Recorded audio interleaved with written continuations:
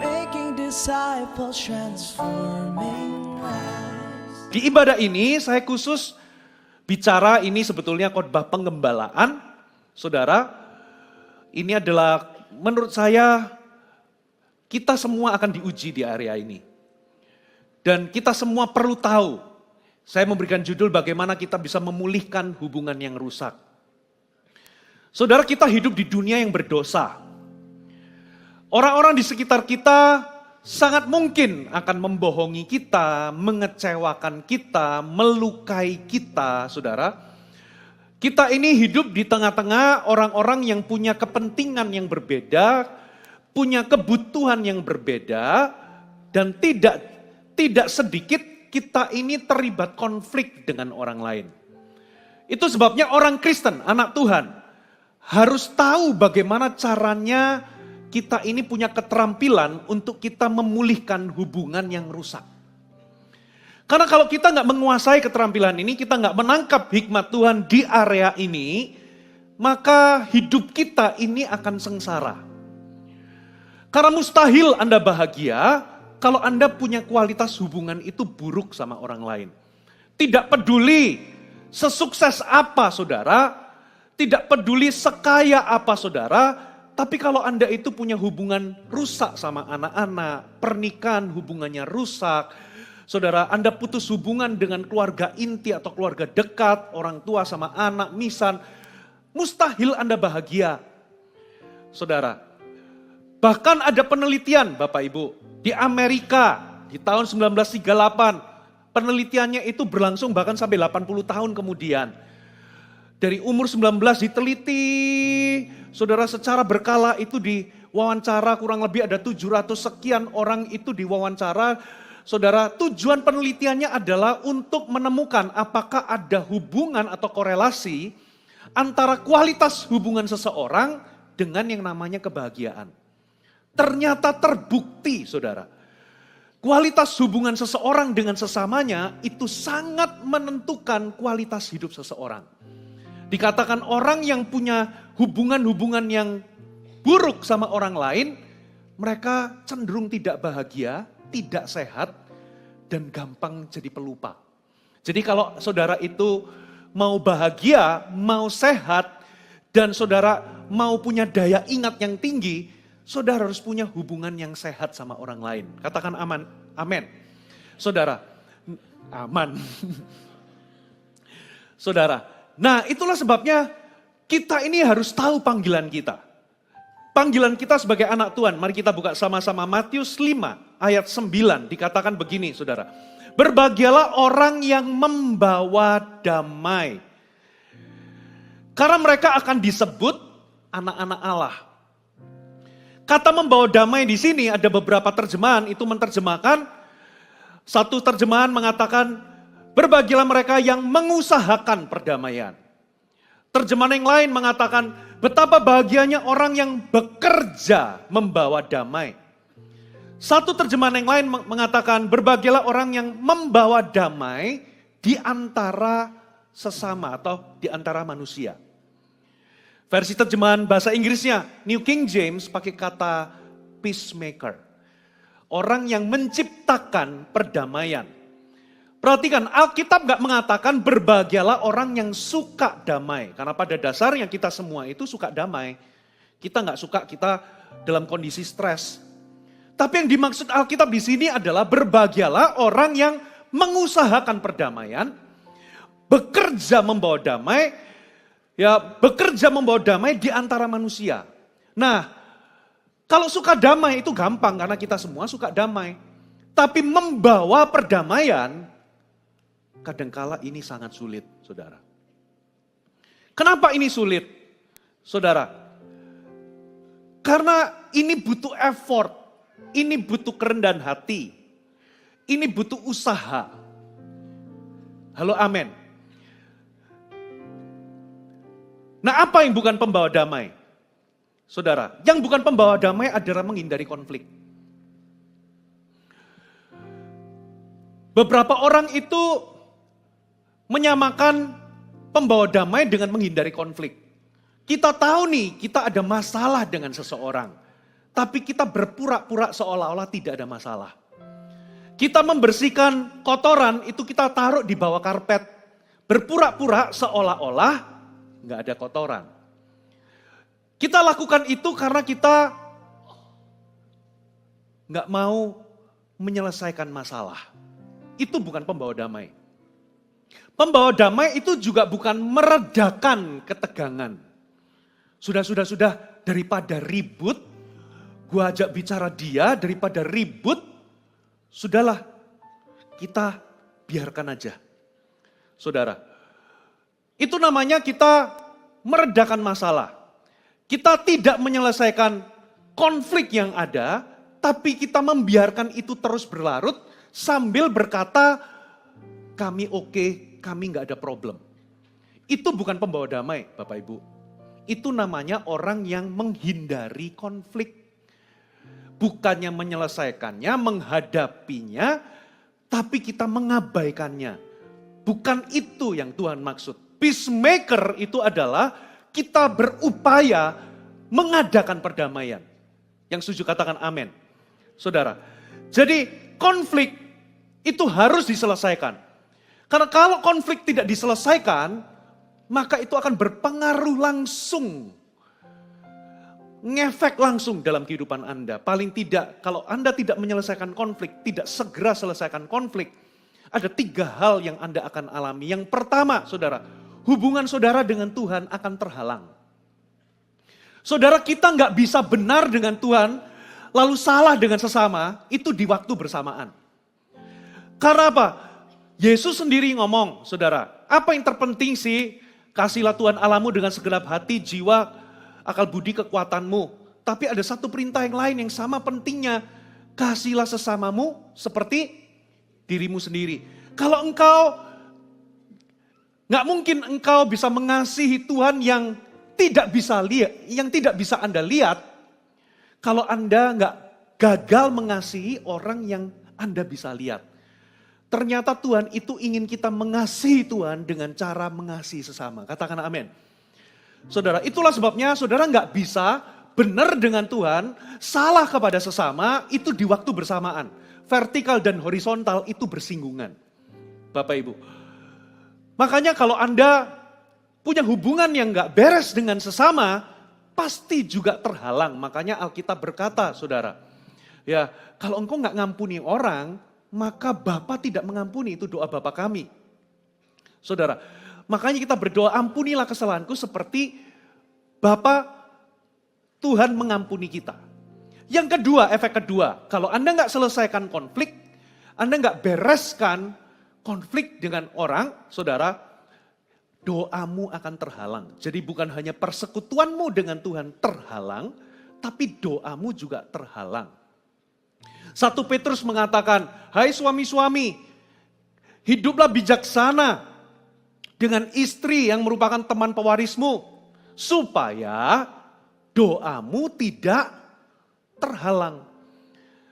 Mungkin Anda berpikir ini ayat untuk suami saja, sebetulnya ini vice versa. Saudara, hai istri-istri, kalau engkau tidak bisa tunduk atau tidak menghargai suamimu, doamu juga terhalang. Bapak Ibu, bahkan ada satu ayat Alkitab di kitab Markus. Percayalah kepada Allah. Kalau engkau berkata kepada gunung ini beranjak, ya maka gunung itu akan beranjak. Kalau engkau minta sesuatu, percayalah engkau sudah menerimanya, maka itu akan terjadi bagimu. Tapi ayat berikutnya ngomong begini, saudara. Kalau engkau berdiri untuk berdoa, dan engkau tahu bahwa engkau harus mengampuni seseorang, kalau engkau berdiri berdoa, ampunilah dulu orang lain. Maka Tuhan akan mengampunimu. Berarti waktu kita berdoa, kalau kita punya hubungan dengan sesama itu gak beres, maka doa kita akan terhalang. Dan bukan hanya itu. Kalau yang tadi orang yang salah sama kita, makanya kita harus ngampuni. Tapi ada ayat lain di Matius 5, kalau engkau membawa persembahan, lalu tiba-tiba engkau ingat, ada seseorang itu punya ganjalan terhadapmu, versi yang lain itu pakai kata marah kepadamu atau sakit hati kepadamu, tinggalkan dulu persembahan, ya pergi cari orang itu, bereskan dulu, baru kembali berikan persembahan. Saudara, berarti hubungan kita dengan Tuhan dan doa kita itu sangat ngefek dengan hubungan kita dengan sesama. Yang ketiga, saudara, kalau Anda nggak bereskan konflik, Bapak Ibu, saudara, yang ketiga yang pasti adalah itu menghalangi kebahagiaanmu. Saudara, saya kasih contoh. Saudara mau liburan di tempat yang indah, ke Bali, Switzerland, ke mana? Ke US yang indah-indah, ke Kanada. Kalau selama Anda liburan tidak peduli seindah apapun tempatnya, kalau di tempat itu Anda bertengkar hebat sama keluarga, maka itu bukan lagi momen-momen yang menyenangkan atau membahagiakan. Betul atau betul? Tidak peduli saudara pencapaianmu apa, gelarnya apa, Anda terkenal, wajah Anda terpampang di sosial media atau di majalah bisnis menjadi top 100 orang yang paling kaya, tapi kalau Anda punya hubungan itu rusak sama orang, Anda sama anak itu nggak akur, Anda putus hubungan dengan keluarga dekat, maka sulit atau mustahil untuk Anda merasa bahagia. Karena Tuhan menempatkan kebahagiaan itu di dalam hubungan, bukan di barang. Saudara, itu pasti akan menghalangi kebahagiaan. Nah, itulah sebabnya kita semua anak-anak Tuhan harus menerima hikmat bagaimana kita bisa memulihkan hubungan yang rusak. Sayangnya saudara, di sekolah kita nggak diajarkan, nggak ada kelas bagaimana memulihkan hubungan yang rusak. Saudara, di dunia nggak mengajarkan. Tapi saya percaya firman Tuhan mengajarkan hikmat-hikmat itu kepada kita. Amin saudara. Saya dengan cepat saudara. Saya takut molor. Tapi puji Tuhan, minggu lalu ada yang lebih molor.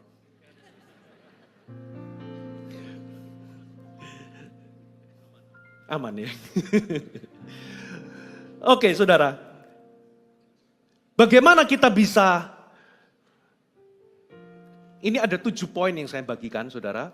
Nanti ini poin kena di mana, saudara terimalah ini sebagai firman yang memperlengkapi saudara. Ya, bagaimana kita bisa selesaikan atau memulihkan hubungan yang rusak dalam kehidupan kita. Apa langkah-langkahnya? Yang pertama, catat baik-baik. Bawa di dalam doa. Saudara, sebelum, kenapa ini saya letakkan di nomor pertama? Sebelum Anda itu membicarakan masalah itu kepada seseorang, teman atau siapa, sebelum Anda menggosip masalah itu kepada orang lain, kalau Anda memang mengejar rekonsiliasi atau pemulihan hubungan, selalu pertama-tama bicara dulu bukan ke manusia tapi ke Tuhan. Ketika kita bicara dulu ke Tuhan, bawa dalam doa dulu, sebetulnya kita sedang memberikan kesempatan kepada Tuhan untuk mengubah hati orang. Halo, amin. Karena manusia nggak bisa ubah orang. Anda mau tuntut, mau kondisikan, saudara, manusia nggak bisa ubah. Yang bisa mengubah hati orang itu adalah Tuhan. Katakan amin. Tapi Pastor Puji, saya ini sudah doakan untuk orang berubah, tapi kok gak berubah-berubah. Jangan-jangan yang memang Tuhan mau ubah adalah Anda, bukan pasangan. Kadang kita tunggu-tungguan saudara. Tuhan, aku berdoa supaya keadaan berubah. Aku berdoa supaya orang berubah. Paulus itu berdoa supaya utusan iblis itu mundur daripadanya. Itu duri dalam dagingnya. Itu adalah orang-orang sulit yang menyulitkan dia, menganiaya dia. Yang membuat dia itu difitnah. Dia itu berdoa supaya utusan iblis itu mundur. Tapi ternyata doanya gak berubah-berubah orang-orang itu. Malah tambah ganas. Dari situ dia sadar ternyata Tuhan itu ingin dirinya yang berubah. Karena dia menerima pewahyuan-pewahyuan yang luar biasa, Tuhan memberikan suatu duri dalam daging supaya dia gak sombong. Jadi pertama-tama, kenapa kita perlu bawa dalam doa? Karena yang pertama-tama, kemungkinan besar yang Tuhan mau ubah adalah hati kita dulu. Waktu kita berdoa. Saudara, saya pernah berurusan dengan orang sulit. Dan di momen-momen kritis di mana saya itu lagi betul-betul terluka, tertekan, marah. Di kamar doa itu tiba-tiba saya tahu ini suara Tuhan walaupun bukan audible apa dan sebagainya. Tapi ada dorongan seolah-olah kayak ada suara, kamu doakan orang itu. Saudara tahu nggak? Untuk beberapa menit, terus terang mulut saya keluh dan gak bisa doa. Doa berkat untuk orang ini. Sampai beberapa saat akhirnya saya berdoa, tapi mulut dengan hati belum sinkron. Dengan kata lain doanya masih lip service. Tapi tahukah saudara, waktu saya betul-betul saya berdoa, yang pertama-tama adalah berubah adalah perasaan saya terhadap orang tersebut. Katakan orang tersebut, Anda pasti punya orang tersebut dalam kehidupan saudara. Itu adalah orang-orang sulit. Itu bisa jadi mertua Anda, bisa jadi mantu Anda, bisa jadi itu anak, atau itu bisa jadi rekan pelayanan. Saudara, kita ini punya orang-orang sulit dalam kehidupan kita. Waktu saya berdoa dengan tulus memberkati, pertama-tama yang berubah adalah perasaan saya terhadap orang itu, tiba-tiba hati saya berubah. Saudara. Dan Tuhan juga bisa ubah orang itu waktu kita doa. Katakan amin. Saudara, Anda perlu latihan, saudara. Sungguhan, ini firman, ini gak mudah dilakukan, tapi Anda perlu latihan. Ya, latihan apa? Mendoakan orang-orang yang menyakiti Anda atau merugikan Anda. Doanya apa Pastor Puji? Beberapa di antara Anda doanya adalah Tuhan hukum dia. Buat tokonya sepi. Saudara, baru-baru ini, beneran loh. Saya ini pinjem topi anak saya nomor 1. Kita lagi pergi bareng, ketinggalan saudara. Saya menghilangkan topi anak saya. Waduh hilang, saya itu menyesal. Walaupun topi itu bukan nilainya yang jutaan gimana, tapi rasa kok bisa sih kok aku ketinggalan. Jadi waktu duduk di kendaraan umum waktu kita itu pergi jalan sama-sama, saya taruh di paha, terus waktu keluar saya nggak ambil, ternyata jatuh. Jadi begitu kendaraan lewat, ketinggalan, sayang. Singkat cerita akhirnya saya cari-cari untuk ganti topi anak saya ini. Nemu saudara. Saya itu cari di sosial media, ketemu topi yang sama tapi dibandel 10 topi. Merek yang sama tapi harganya miring. Saudara, 10 topi dengan harga segini walaupun gak yang jutaan. Ini murah ini. Saya beli. Akhirnya saya ngomong sama anak saya, nanti papa ganti. Waduh papa bang, nanti tak beliin 10 kamu. Saya tunggu 5 hari gak datang-datang, ternyata penipu saudara. Saya ketipu ternyata. Ini pendeta ketipu saudara. Tahu gak, perasaannya itu jengkel banget. Itu kayak aku sudah kehilangan topi, beli topi malah ketipu. Itu sudah jatuh ketimpa tangga. Walaupun nilainya itu gak yang mahal, tapi perasaan saya itu kok merasa bodoh. Pernah gak Anda ketipu itu, kok sebodoh ini aku ini kok ketipu. Perasaannya itu gak enak. Berapa hari itu kalau ingat gak enak saudara. Sampai di backstage di gereja, waktu jam kantor itu saudara. Saya kan kantornya di belakang itu. Saya sengaja berdoa secara pribadi loh saudara. Sungguh-sungguh saya ngomong gini, Tuhan aku berkati orang yang nipu saya ini. Sungguhan Tuhan, aku gak berdoa supaya dia ini, tapi aku berdoa supaya lewat doaku ini, dia itu tiba-tiba ketemu sama Tuhan Yesus. Maksudnya bukan mati, bukan. Ketemu sama Tuhan, terima Injil, lahir baru. Pokoknya benar-benar saya doakan, aku berkati Tuhan, aku rela udah kehilangan uang segini. Karena apa mungkin orangnya butuh, Tuhan berkati. Dalam nama Yesus aku berkati keluarganya, tak berkati dengan segenap hati. Terus di ujungnya saya nggak minta kecelakaan, saya nggak minta penyakit apa, pokoknya aku berkati. Dalam hati saya itu bisa kayak pasti Tuhan ganti. Nggak selang berapa hari, sudah 2 hari kemudian, saya tiba-tiba ada orang yang saya itu nggak kenal. Saya diberkati saudara, diganti uangnya beberapa kali lipat. Beberapa di antara saudara berdoa, tapi Anda salah berdoa. Karena doamu untuk Anda pakai untuk memuaskan hawa nafsu untuk balas dendam, supaya doa Anda itu pamer, Anda berdoa supaya orang lain kecelakaan. Ya, saya benar gak balas, saya punya nomornya, walaupun saya tahu mungkin diblok, tapi biasanya reaksi otomatisnya ada apa, saudara? Kita langsung biasanya apa? Kita maki-maki orangnya, kita marah-marah. Saya nggak lakukan satupun. Kecil sih, tapi saya mau latih diri saya memberkati orang yang merugikan kita. Nah, kalau Anda tahu ada seseorang yang menyakitimu, melukaimu, saudara, berdoalah. Saya tahu kayak Daud itu juga doanya jujur, saudara. Daud itu juga pernah doa minta supaya musuhnya dihukum, minta pembelaan Tuhan. Tapi ada satu momen, saudara, dia itu berdoa, Tuhan berikan aku hati yang tahir. Saudara, dia berdoa supaya jangan ambil rohmu daripadaku. Di titik ini, yang diubah bukan musuhnya, tapi Daudnya. Halo, amin. Bahkan dia rela untuk, sudahlah gak apa-apa aku disalahin, yang penting aku masih punya hubungan dengan Tuhan. Jangan ambil rohku daripadamu.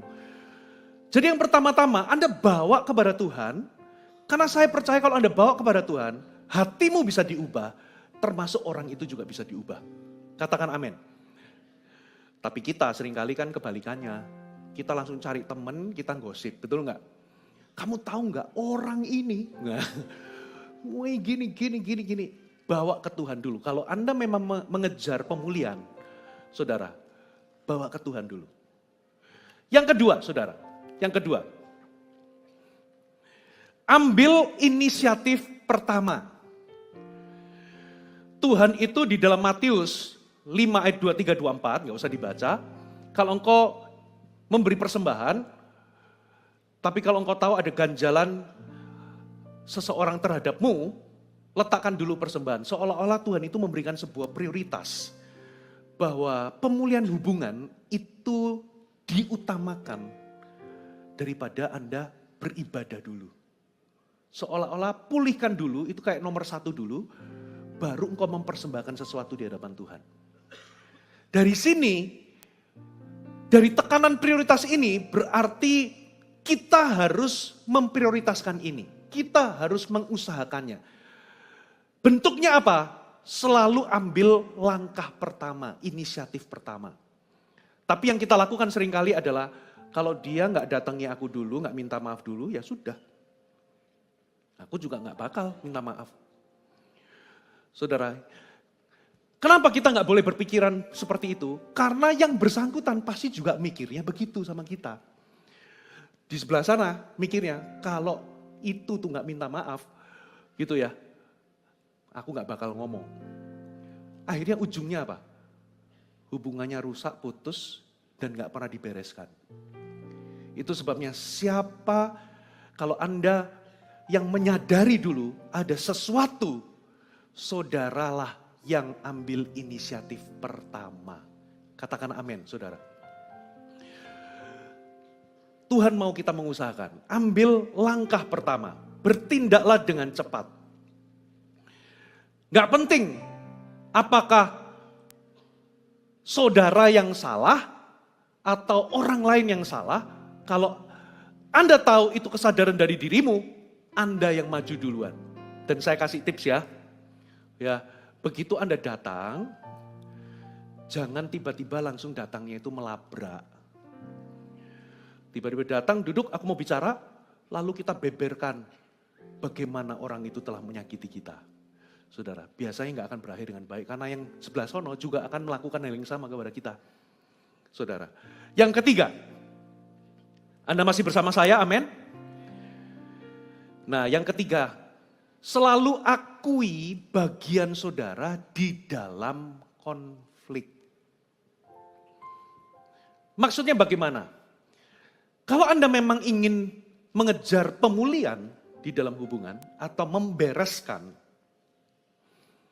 ketika Anda datang, jangan mulai dengan tuduhan. Jangan mulai dengan membeberkan kesalahan orang tersebut dan bagaimana orang itu menyakiti kita. Tapi selalu bawalah apa-apa yang Anda tahu, saham Anda di dalam konflik tersebut. Loh Pastor Puji, tapi di dalam konflik ini memang dia yang salah. Saya mau kasih tahu, sekalipun 99% yang salah sebelah sana, kita ini pasti ada 1%-nya kesalahan. Kenapa? Konflik itu terjadi sebetulnya, saya ulangi ya, konflik itu terjadi sebetulnya bukan karena tekanan dari pihak luar, tapi konflik itu terjadi itu biasanya karena tekanan yang ada terjadi di dalam diri kita. Saya mau kasih contoh.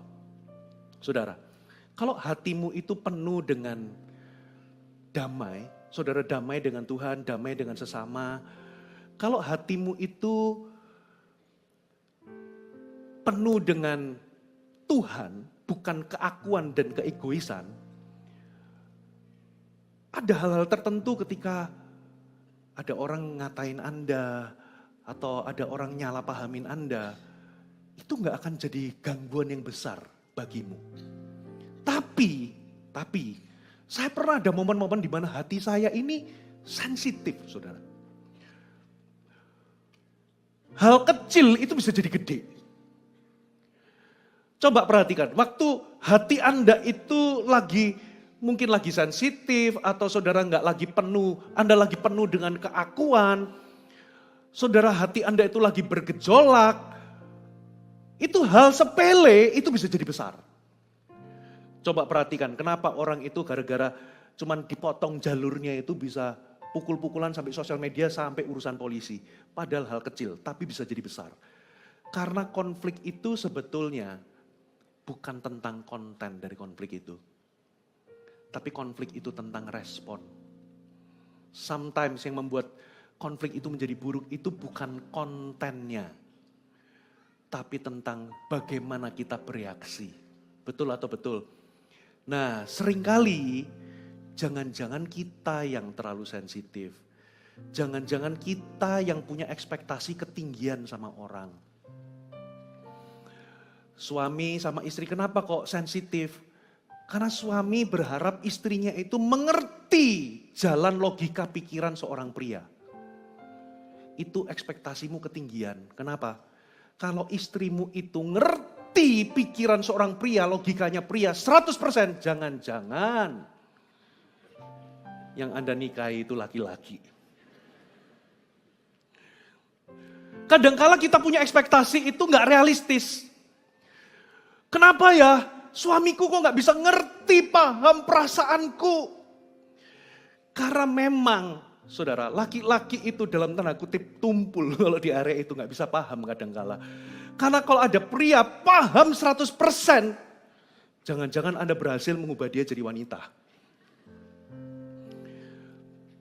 Kadang-kadang kita punya standar, ekspektasi orang itu harus memenuhi kebutuhan kita, itu sesuai dengan idealisme dan standar kita. Yang mana, Bapak Ibu, suamimu, istrimu, pemimpin CG-mu, orang-orang di gereja, rekan pelayanan, itu bukan Tuhan. Itu adalah manusia biasa yang juga bisa buat salah. Kadangkala kita punya ekspektasi ketinggian. Tadi pagi saya sempat cerita sedikit tentang ini. Ya, pertama kali 3 bulan saya pacaran sama istri saya waktu masih pacaran. Istri saya kaget-kaget, kenapa? Karena saya ini lahir dibentuk dari keluarga yang kurang ekspresif. Gitu ya. Apalagi dulu zamannya revival seolah-olah no time for love. Jadi begitu pacaran, saya itu cueknya bukan main. Pergi pelayanan ke Makassar dari landing sampai malam hotel, saudara, hotelnya gak ada signal, saya gak berusaha ngabarin. Rupa-rupanya itu besar buat dia. Sempat dia itu katanya ini benar apa enggak, sempat berpikir apa putus. Kenapa kok seperti itu? Karena dia punya ekspektasi kalau menikah sama pengkhotbah hamba Tuhan itu pasti sempurna. Kayak malaikat. Kagak, saudara, kami ini manusia biasa. Jangan-jangan yang salah adalah harapanmu. Ekspektasimu ketinggian. Saudara, gak realistis. Halo, amin. Coba Anda ketemu Pastor Philip. Loh, kok Pastor Philip? Kok gak paham apa yang aku alami? Kan harusnya pendeta dekat sama Tuhan mengerti apa yang aku alami. Kalau 1-2 orang jemaat ya nggak apa-apa. Tapi kalau jemaatnya 30.000, 100.000 dan harus mengerti semua kondisi dan kebutuhan jemaat, ya Anda yang salah ekspektasi. Aku lagi kesusahan, kok Pastor Puji nggak telepon aku, nggak memperhatikan aku. Bapak Ibu, pendetamu itu bukan dukun. Yang mengerti alirannya bukan kebatinan. Kalau memang Tuhan nggak singkapkan ya kita nggak tahu apa-apa saudara. Satu kali ada satu orang betul-betul terluka sama saya ajak ketemu, makan. Saya minta maaf karena saya melewatkan. Karena nggak ada satupun orang termasuk dari jajaran pemimpin. Jadi ada satu leader di level coach, kedukaan orang tuanya meninggal. Saya sampai seminggu sampai sudah tutup peti di kubur apa, saya itu sama sekali nggak tahu. Nggak ada pemimpin full timer yang ngasih tahu saya. Saya taunya waktu ngobrol-ngobrol sama orang, iya loh yang ini itu kedukaan. Hah? Kedukaan? Siapa yang meninggal? Saya langsung kontak dan benar saudara. Saya ajak makan, dia ngomong saya sudah kecewa sama Pastor Puji. Dia ngomong, saya minta maaf karena saya benar-benar gak tahu. Nah, semua dalam hati, saya tuh merasa, loh kok kamu yang gak nelpon? Nah kadangkala jemaat punya harapan gak realistis sama pendetanya. Ya, Anda sakit, pendeta harus tahu-tahu sendiri kalau dia sakit. Ngalami kedukaan, gak usah ditelepon, pokoknya harus tahu sendiri. Itu harapannya ketinggian. Pendetamu masih manusia biasa. Halo amin saudara. Ngomong-ngomong saya ngomong apa kok sampai di sini. Nah intinya, sekalipun 99% itu kesalahan di pihak sebelah sana, Anda perlu akui dulu saham saudara di dalam konflik. Jangan-jangan aku yang kurang peka, jangan-jangan aku yang berlebihan atau berasumsi terlalu buruk. Jangan-jangan aku, jadi minta maaf dulu untuk membuka jalur pemulihan. Katakan amin. Tapi kalau Anda datang, terus model minta maafnya itu, kata gantinya itu kamu. Ya, saya minta maaf ya. Tapi saya gak habis pikir kenapa kok kamu bersikap seperti itu. Kalau kamu gak melakukan begitu-begitu, ya akhirnya saya juga gak akhirnya keceplosan. Tapi ya aku minta maaf. Minta maaf model begini itu menuduh. Saudara, ya aku minta sorry ya kemarin aku itu tersinggung. Tapi ya saya tersinggung gara-gara kamu sih. Kamunya begini-begini. Jadi sudut pandangnya kamu. No. Saudara, saya pernah praktekkan saudara. Saya pernah negur seseorang terlalu keras. Saya punya alasan sebetulnya. Tapi saya tahu, saya sadar, waduh saya salah ini. Saya ajak ketemuan gitu ya. Ini jemaat, saya jelaskan. Cara berpikir saya begini, tapi di ujungnya saya ngomong begini. Tapi apapun itu, saya minta maaf kalau saya negur kamu itu dengan cara begitu. Dan itu gak bisa dibenarkan, apapun alasannya. Ketika saya minta maaf seperti itu saudara, terbuka jalur untuk kita bisa pemberesan. Selalu akui saham saudara di dalam konflik. Mungkin itu 1%, 1% mungkin Anda berespon salah, berasumsi salah. Buka dulu di situ. Jangan datang dengan segudang Anda memberitahu bagaimana dia menyakiti Anda, bagaimana dia begitu gak adilnya. Kalau seperti itu nanti dia juga akan datang membawa pelurunya masing-masing. Akhirnya nanti tembak-tembakan di situ. Yang keempat. Sorry. Kita baca dulu ayatnya ya. Yakobus 4 ayat 1. Dari mana datangnya sengketa dan pertengkaran di antara kamu? Bukankah datangnya dari mana? Hawa nafsumu. Berarti konflik itu dari luar atau dari dalam? Sumber akar konflik itu dari luar atau dari dalam? Ternyata Alkitab ngomong datangnya dari hawa nafsumu yang saling bertempur, berjuang. itu adalah keinginan-keinginan egois yang berjuang di sini, di dalam. Jadi rata-rata akar konflik itu sebetulnya bukan di kontennya, tapi sometimes itu dari dalam. Nah, akui bagian saham tersebut.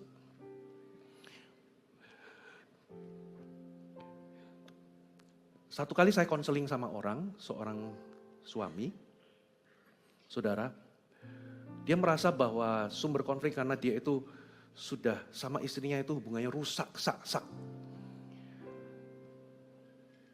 Dia merasa mendapat dari Tuhan bahwa ini akibat karena istriku itu punya kutuknya Hawa. Jadi itulah penyebab dan akar dari konflik. Dari situ saya coba masuk untuk saya memberitahu bahwa yang dikutuk itu bukan cuma Hawa, tapi Adam. Tapi rupa-rupanya yang saya ajak bicara itu gak terima. Malah terjadi perdebatan dengan saya. Alkitab berkata terkutuklah tanah, bukan terkutuklah Adam. Yang dikutuk itu tanah, bukan Adam. Akhirnya saya menjelaskan, maksud saya menjelaskan adalah memang yang dikutuk itu tanah, tapi karena Adam. Karena Adam dari Hawa itu lihat buah, ngobrol sama ular sampai makan dan ditawarkan. Adam itu tidak menginterupsi dan tidak menegur. Berarti Adam punya saham di dalam kesalahan. Tujuan saya adalah, saya ingin memasukkan bahwa kesalahan itu bukan hanya dari sang istri, pasti ada dari sang suami. Saya mau katakan bahwa kalau engkau masuknya itu, oke, yang salah selalu pihak istri, karena ada kutuk, ada ini, itu tidak akan pernah memulihkan hubungan. Yang terjadi malah perdebatan. Akhirnya saya stop, sudah kita doa aja, saya jelaskan semampu saya, saudara, karena dia sudut pandangnya adalah kesalahan selalu dari pihak orang. Kalau Anda mau menyelesaikan konflik, selalu kesalahan kita mulai dulu dari kesalahan pihak orang, Anda akan sulit ketemu jembatan. Ada amin? Yang berikutnya, saudara. Yang keempat, pahami rasa sakit orang lain. Makanya firman Tuhan itu berkata, saudara, Yakobus 1 ayat 19, hai saudara-saudara yang kukasihi, ingatlah hal ini, setiap orang hendaklah cepat untuk apa saudara? Mendengar, lambat berkata-kata, dan lambat untuk marah. Kenapa Alkitab katakan kita harus cepat mendengar? Karena begini, saudara, waktu Anda ketemu untuk pemberesan suami istri ini, kadangkala kita itu harus mendengar apa yang tidak dikatakan oleh pasangan. Saudara harus menangkap rasa sakit apa yang ada. Saudara harus bisa mendengar rasa sakit apa, luka apa di balik kata-kata orang. Mendengar dulu. Mungkin Anda juga terluka. Ini gak gampang, saudara. Ya, mempraktekannya gak gampang, saudara. Coba tengok kanan kiri, ngomong mah gampang. Beneran, ngomong itu gampang. Karena kita lebih fokus kepada lukanya kita. Bukan lukanya orang lain. Tapi tahukah saudara, di setiap konflik itu pasti ada orang yang merasa diremehkan, direndahkan, tidak dihargai. Ada orang yang terluka. Di semua konflik itu pasti ada rasa sakit di balik konflik itu. Nah, itu yang perlu Anda pahami. Makanya Alkitab Yesus itu ngomong begini, hendaklah, saudara, Filipi 2 ayat 4 sampai 5, jangan tiap orang memperhatikan kepentingannya sendiri, tapi kepentingan orang lain juga. Apa maksudnya? Kepentingan itu apa yang menjadi concernnya orang, rasa takutnya orang, rasa sakitnya orang, minatnya orang, kebutuhannya orang. Orang marketing itu ngerti hal ini. Saudara, waktu mereka jualan produk, yang mereka sentuh itu kebutuhannya dulu, rasa sakitnya apa, saudara, minatnya apa. Bukan jualan produknya dulu, tapi sentuh kebutuhannya. Saudara, sometimes maksud kita ngomong, pemberesan sama orang, coba pahami sudut pandangnya orang. Kenapa ya orang ini begini? Jangan-jangan dia itu merasa direndahkan. Jangan-jangan merasa tidak dihargai. Jangan-jangan dia terluka karena kata-kata kita. Semakin kita pahami orang lain, akan semakin sabar kita. Saya ulangi, semakin kita belajar memahami orang, ngelihat, oh orang ini mungkin, saudara, kita coba pahami, oh mungkin dia itu punya latar belakang begini, dia punya konteks begini, dia punya kesusahan begini. Semakin kita itu memahami, maka semakin sabar kita, semakin kita ini mentoleransi. Tapi kalau semakin kita itu nggak paham, kita akan semakin nggak sabaran sama orang. Kita akan gregetan sama orang. Coba ya, saudara, kenapa kok saya berani ngomong begini? Karena saya pernah juga di posisi yang salah. Semakin saya nggak bisa paham sama orang, semakin saya kritis sama orang. Semakin saya nggak belajar memahami sudut pandangnya orang, semakin saya gregetan sama orang. Semakin marah saya. Kok bisa sih? Tapi semakin saya itu belajar memahami orang, rasa sakitnya orang, saya kok menemukan, loh kok saya bisa lebih pengertian ya? Kok saya bisa lebih kasih kelonggaran sama orang. Ternyata kuncinya adalah kita belajar untuk fokus sama concernnya orang. Rasa takutnya orang, rasa sakitnya orang. Kalau kita bisa mendengarkan itu, saudara, luar biasa. Suami istri, coba praktek ya, saya pernah praktek. Sometimes kita laki-laki itu, saudara, waktu ngomong sama pasangan kita itu nggak dengerin pasangan kita ngomong, tapi kita itu sibuk menyiapkan jawaban, betul nggak? Atau sibuk menyiapkan argumen. Yang terjadi adalah kita nggak mendengarkan pasangan kita, tapi kita siap jawab sudut pandangnya kita. Ujung-ujungnya kita bertengkar tambah hebat. Tapi coba ya, coba saudara slow dengarkan. Apalagi kalau Anda bisa mendengarkan rasa sakit orang di balik kata-kata. Kenapa? Lalu puji Tuhan kalau Anda itu berlatih untuk bisa mengutarakan perasaan. Katakan mengutarakan perasaan. Ini yang menolong saya sama istri.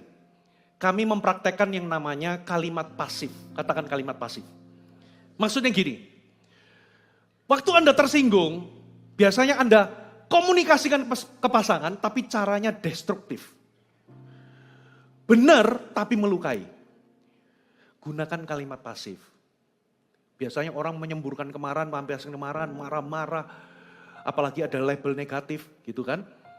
Tapi coba pakai kalimat pasif. Contoh nih.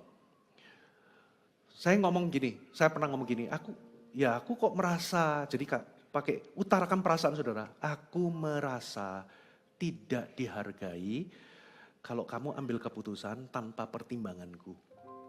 Nah itu jauh lebih baik daripada tiba-tiba Anda marah-marah.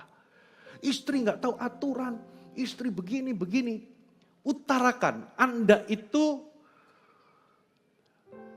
keberatannya apa? Apa perasaannya? Perasaan kecewakah? Perasaan terlukakah? Nggak dihargaikah? Coba bahasakan dalam kalimat pasif. Aku merasa. Bukan kalimat aktif. Kamu gak tahu aturan. Ya, tapi aku merasa apa. Itu akan membantu pasangan untuk bisa ngerti. Oh, kita itu bisa dengar. Oh, ternyata dia begitu. Nah, biasanya kalau istri saya ngomong, ya aku merasa kok begini-begini. Nah, saya akan belajar. Saya pakai kata belajar karena saya juga sometimes gagal. Maksudnya belajar itu di mana? Belajar untuk mengulang. Oh jadi kamu merasa begini. Nah waktu saya mengulang, maka orang lain itu akan merasa divalidasi perasaannya. Merasa diperhatikan. Ternyata telinga kita dan mata kita itu adalah alat untuk mencintai. Katakan amin. Kalau orang ngomong, kalau Anda perhatikan dan mendengar, ternyata mereka merasa dicintai loh saudara. Tapi kalau kita mendengar tapi nggak benar-benar memperhatikan, kita sibuk mengolah jawaban, mengolah amunisi untuk menyerang balik, maka sulit, saudara. Akan sulit. Ada amin? Yang kelima, serang masalahnya, bukan orangnya. Cobalah dalam sebuah konflik, kira-kira masalahnya apa sih? Jangan serang orangnya. Maksudnya apa? Perhatikan kata-kata saudara. Nah kita, saudara, karena kita ini orang Kristen, kita ini ingin membela kebenaran dan menyampaikan kebenaran, kadangkala kita memang menyampaikan kebenaran, tapi dengan cara yang melukai. Ternyata Tuhan itu gak peduli sama benar salahnya tok. Tapi Tuhan itu juga peduli sama kerendahan hati dan kesombongan kita. Saudara, kita bisa sampaikan kebenaran tapi dengan cara yang salah. Yang Tuhan mau adalah, saudara, jangan serang orangnya. Kalau Anda lagi pemberesan, saudara, hindari menyerang orangnya. Hindari hinaan yang merendahkan. Saudara, dari yang kecil, misalnya kritikan mungkin yang kecil-kecil. Kamu kok cerewet banget sih? Nah, kata cerewet itu sudah ada label. Saudara. Yang perempuan terhadap yang laki-laki, kamu kok lelet banget sih? Nah, lelet itu sudah label. Hindarkan kasih label. Halo, amin? Nggak tahu aturan. Nah, itu label. Lebih dalam lagi, lebih eskalasinya meningkat. Itu sudah pakai kebun binatang masuk. Tinggal sama kamu itu kayak tinggal sama BABI. Jorok banget maksudnya. Muncul, saudara, tahun 2003 di Manado, saudara, ada seorang ayah. Apa itu, anak kecil dipegang begini, diangkat mungkin saking emosinya, anaknya mungkin nakal atau apa. Ditunjuk, babi ngana. Waduh, kalau anaknya babi berarti tidak sedikit loh ada orang yang waktu marah sama anak-anak itu ngomong, kamu dasar anak setan kamu ya. Loh kalau anaknya setan berarti itu kata-kata yang melukai. Karena Alkitab berkata begini, saudara. Amsal 15 ayat pertama, jawaban yang lemah lembut meredakan kegeraman. Tapi perkataan yang pedas membangkitkan marah. Amsal 16 ayat 21, orang yang bijak hati disebut berpengertian. Dan berbicara manis, kalau kata-kata kita itu bukan pedas tapi manis, itu lebih dapat meyakinkan. Kalau Anda itu menyampaikan kebenaran dengan kasih, itu akan diterima. Tapi kalau Anda sampaikan kebenaran dengan kasar, saudara, itu akan ditolak. Karena kata-kata manis itu lebih meyakinkan. Maksudnya bahasa Inggrisnya itu lebih persuasif. Amin, saudara. Nah, ini saya ceritakan di ibadah sebelumnya, saya ceritakan lagi, saudara. Saya di Manado, karena saya orang Surabaya, saudara. Walaupun di Surabaya itu orangnya suka pedas, tapi kalau Anda tinggal di Manado, itu makanannya, rempah-rempahnya lebih pedas. Saya kalau ke Manado itu, apalagi makan RW, zaman dulu masih ada RW. Itu selalu perut saya error. Makan babi rica itu selalu error. Saudara, satu kali pernah saya makan di restoran, itu kebetulan ada orang Surabaya atau orang Jawa makan di restoran yang sama. Dia telepon sama mungkin temannya. Waduh, aku makan di sini. Ini saya maaf ya, saya pakai bahasa Jawa kasar ya. Saya kayak dikaplok sandal 100 gitu. Kepedesan maksudnya. Pakai bahasa Jawa kasar begitu. Saya ketawa begitu. Memang benar pedes-pedes, babi ricanya pedes. Tapi ada satu yang lebih pedes dari babi rica. Satu kali di sekret saya didatangin ibu-ibu gara-gara anaknya kami follow up ikut di CG. Mamanya nggak terima. Cari gembalanya, datang ke sekret. Begitu saya ketemu, langsung dia tanpa tedeng aling dia tunjuk saya, dia ngomong babi ngana. Waduh, babi ngana ini lebih pedes daripada babi rica, saudara.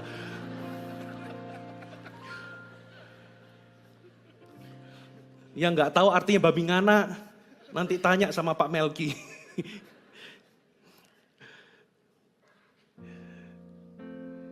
Yang keenam,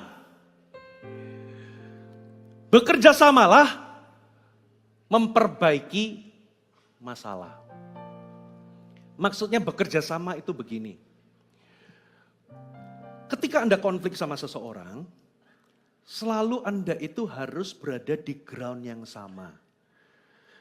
Ini bukan antara si A dan si B. Ini kalau saya gambarkan kayak gini ya. Harusnya ini tuh masalah di tengah. Ini di tengah masalah. Kita itu ada di ground yang sama untuk menghadapi masalah ini. Bukan kita satu lawan satu sama orang. Definisikan masalahnya di mana? Komunikasinya kah? Miss-nya di mana? Ingat jangan serang orangnya. Di mana miss-nya? Apakah ada kesalahpahaman? Atau ada asumsi negatif? Atau di mana? Nah, saudara bekerja sama itu Anda bergerak sebagai satu tim. Kalau Anda suami istri, bergerak jadi satu tim. Anda bergerak bersama-sama untuk menghadapi masalah tersebut. Bisa jadi itu akarnya adalah masalah apa? Finance. Atau itu tiba-tiba masalah pekerjaan tapi dibawa ke rumah. Atau masalah apa yang membuat saudara itu capek sama-sama penuh, jadi waktu komunikasi dua-duanya meledak. Situasi apa? Coba bicarakan. Anda sebagai satu tim hadapi masalah itu bersama. Itu namanya bekerja sama. Katakan amin. Definisikan, apa sih problemnya? Tapi yang terjadi, kita itu saling attack. Kita saling menyalahkan. Saudara. Dan ujung-ujungnya, saudara, beberapa orang itu menganggap bahwa kenapa kok pernikahannya gagal itu karena ketidakcocokan. Selalu ketidakcocokan itu dijadikan alasan. Bapak Ibu, pernikahan itu gagal bukan karena ketidakcocokan, tapi karena ketidakdewasaan. Jadi solusinya cuma satu, grow up, bertumbuhlah, jadilah dewasa. Saudara, karena apa? Cocok gak cocok itu bukan penyebab gagalnya sebuah hubungan. Penyebab gagalnya sebuah hubungan itu adalah ketidakdewasaan. Karena kalau Anda pakai ketidakcocokan sebagai alasan Anda itu pisah atau putus hubungan sama orang, saudara, sebetulnya orang itu bisa rusak hubungannya itu bukan karena perbedaan sebetulnya, tapi karena persamaan. Katakan persamaan. Apa? Sama-sama keras kepala. Sama-sama gak mau ngalah. Betul gak? Jadi sebetulnya bukan perbedaan yang memisahkan orang. Kesamaan. Sama-sama gak mau ngalah. Sama-sama gak mau minta maaf. Sama-sama gak mau duluan untuk berinisiatif. Saudara, itulah sebabnya hari ini saya kasih Anda PR. Ini gak gampang. Saya mengalaminya, saudara. Saya juga pernah mengalaminya sama anggota keluarga. Itu sulit. Saya itu sampai berdoa seperti siapa itu? Yang di Yakub mau ketemu sama Esau. Itu sampai saya minta berdoa untuk terjadi jalur pemulihan. Saya harus minta maaf sama seseorang karena saya merasa saya utang maaf. Itu mengganjal di hati. Itu saya doakan. Karena saya pernah rusaknya hubungan itu sampai benar-benar rusaknya itu sampai kalau saya datang itu noleh saya itu pun gak mau. Karena saking marahnya sama saya. Dan saya sadar saya punya saham di dalam usaha. Itu saya sampai berdoa. Sampai saya puasain. Dan I tell you, Tuhan itu menjawab doa loh. Beneran dikasih kesempatan ada satu momen saya minta maaf. Saudara, hari ini, saudara, kalau saya pas ke Surabaya, saya selalu diajak makan. Hari ini, saudara, pemulihan itu bisa terjadi. Memang kelihatannya sulit, tapi kalau Anda mau, saudara, berapa banyak Anda sudah putus hubungan? Ada sama adik atau kakak, sudah bertahun-tahun gak pernah nyapa. Ada orang itu sama orang tua udah gak nyapa sama anaknya, udah bertahun-tahun. Putus hubungan gitu aja. Kakak adik dulu main kelereng bersama-sama, waktu gede itu sudah gak ngomongan sama sekali. Saudara, dan kebetulan kalau salah satunya itu adalah jemaat GMS, dan Anda dengar khotbah ini, berarti yang ambil inisiatif pertama adalah Anda. Gak gampang, ini khotbah susah ditelan loh saudara, ini khotbah pengembalaan. Saudara, dan Anda tahu mungkin itu juga, itu bukan keluarga tapi itu teman. Mungkin teman CG, dulu pelayanan bareng tapi salah paham, tiba-tiba Anda saling menarik diri. Sudah gak ngomongan bertahun-tahun, ada ganjelan tapi Anda, gak apa-apa, gak ada apa-apa. Saudara, Anda harus inisiatif. Berdoalah, minta Tuhan atur, datanglah dengan kerendahan hati. Karena apa? Lebih baik memulihkan hubungan daripada Anda menterminate hubungan. Katakan amin. Lebih bermanfaat dan lebih glorious Anda memulihkan hubungan daripada Anda memutuskan sebuah ikatan atau sebuah hubungan. Usahakan. Saya di dalam pelayanan pernah clash sama orang, clash sama sesama rekan, dan sebagainya. Sampai hari ini saya pernah benar-benar mengajukan untuk saya dipertemukan, ketemu dan bicara, ngomong. Gak gampang. Tapi kalau saudara mau diberkati, Alkitab katakan diberkatilah orang, blessed those, atau berbahagialah orang yang menjadi peacemaker. Kalau Anda mau diberkati Tuhan, salah satu berkatnya adalah karena mereka akan disebut sebagai anak-anak Allah. Kalau Anda orang Kristen, Anda harus mengusahakan pemulihan hubungan yang rusak. Yang terakhir, haleluya. Saya enggak molor-molor amat lah dibanding minggu lalu ya. Yang terakhir, upayakan rekonsiliasi dan bukan resolusi. Saya jelaskan maksudnya gini loh. Rekonsiliasi apa bedanya sama resolusi? Rekonsiliasi itu Anda memulihkan hubungan. Anda membereskan apa yang telah terjadi sehingga sampai di titik tidak ada lagi sakit hati, tidak ada lagi dendam, semuanya yang masa lalu terjadi sudah dikubur, selesai. Tidak ada lagi ganjalan. Kita tidak lagi bermusuhan. Itu namanya rekonsiliasi. Sedangkan resolusi itu begini loh. Ada hal-hal tertentu kita itu beda pendapat sama orang. Dan sampai kapanpun karena orang itu punya cara pandang berbeda, kebutuhan yang berbeda. Sampai kapanpun kadangkala ada hal-hal itu mungkin sampai kapanpun Anda gak akan pernah sepakat atau sependapat. Saya mau kasih contoh. Satu kali pernah saya itu ditunjukin, ini adalah salah satu jemaat di GMS Cirebon, menunjukkan saya sebuah gambar sepatu. Saya yang menunjukkan gambar sepatu kepada jemaat. Karena apa? Karena ada orang lihat ini itu warna pink sama putih. Tapi ada yang lihat ini warna hijau sama abu-abu.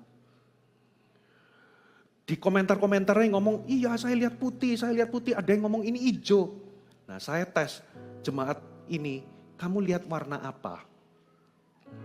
Putih sama pink, sama putih sama pink. Tapi kamu tahu nggak? Ada orang lihat ini tuh warna hijau. Masa hijau mananya? Gak mungkin. Lalu dia itu ngomong, Pastor Puji kan orangnya logika. Masa ada itu paling bohongan. Beneran. Tiba-tiba Gembala Cirebon suami istri itu datang. Lalu langsung saya tunjukin. Pastor Thomas, Pastor Anna, kamu lihat warna apa? Dua-duanya ngomong hijau. Kagetlah si jemaat tadi. Terjadilah perdebatan. 5 menit, 10 menit gak sampai. Hijau mananya? Abu-abu mananya? Putih mananya? Hijau mananya?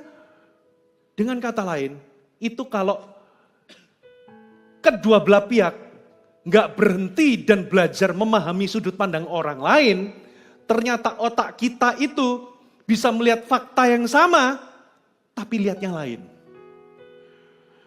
Katanya teorinya, kalau kamu dominan otak kanan, kamu lihatnya putih. Kalau dominan otak kiri, kamu lihatnya hijau. Gitu. Jadi, kadangkala memang, karena kita ini punya sudut pandang berbeda, cara pandang berbeda, kebutuhan berbeda, keinginan yang berbeda, sometimes, saudara, sampai kapanpun, saya lihat itu putih sama merah muda. Saya nggak setuju sama orang yang mengatakan itu hijau. Sampai kapanpun kita nggak akan setuju. Tapi gini loh, sekalipun mungkin kita beda pendapat, beda cara pandang, tapi kita nggak harus bermusuhan. Katakan amin. Jangan nunggu orang lain ngelihatnya hijau sama seperti kita, baru kita berdamai. Itu maksudnya. Jangan tunggu. Contoh, istrimu itu hanya bisa tidur kalau lampunya gelap. Sementara Anda hanya bisa tidur kalau lampunya terang. Anda nggak bisa paksa, kalau kamu nggak bisa tidur dengan lampu terang, kita bermusuhan. Masa begitu? Kan orang punya preference sendiri-sendiri. Enggak. Saudara, meskipun istrimu belum bisa tidur dengan lampu terang, bukan berarti Anda bermusuhan sama istri. Katakan amin. Selesaikan konfliknya. Walaupun mungkin ada beda pandangan, tapi kita sudah damai. Katakan amin. Kita nggak bermusuhan. Jangan tunggu resolusi dulu terjadi, baru Anda berdamai. Sampai Yesus datang kedua kali, mungkin itu nggak pernah terjadi. Katakan amin. Anda belajar sesuatu? Nah, saya tahu nih, beberapa di antara Anda wajah-wajahnya kelihatan kok PR-nya sulit. Mari kita bangkit berdiri sama-sama.